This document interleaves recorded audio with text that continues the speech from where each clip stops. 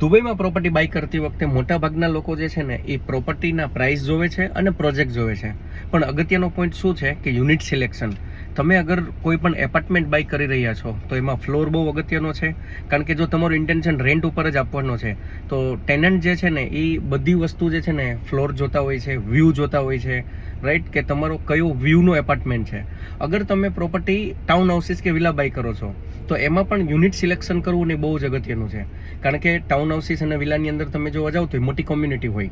હવે મોટી કોમ્યુનિટી છે તો એના એન્ટ્રી ગેટ પણ બહુ બધા હોય, રાઈટ. એની અંદર એમ્યુનિટીઝ હોય, એની અંદર મોસ્ક હોય, એની અંદર બહુ બધા સ્વિમિંગ પુલ કયો બધી એમ્યુનિટીઝ. તો આપણું ટાઉન હાઉસીસ, આપણું વિલા કે આપણું એપાર્ટમેન્ટ હોય એનું યુનિટ સિલેક્શન કરવું ને બહુ જ અગત્યનું છે. તમે જ્યારે પ્રોપર્ટી બાય કરો ત્યારે અમારી સાથે કન્સલ્ટ કરો કે તમારું ઇન્ટેન્શન શું છે ને ઇન્ટેન્શન મુજબ તમે એ ફૂલફિલ થાય છે કે નથી થતું, રાઈટ. તો અમે તમને ગાઈડન્સ આપશું, DM કરો, અમે ડિરેક્ટ તમારી સાથે કનેક્ટ કરશું. Thank you so much.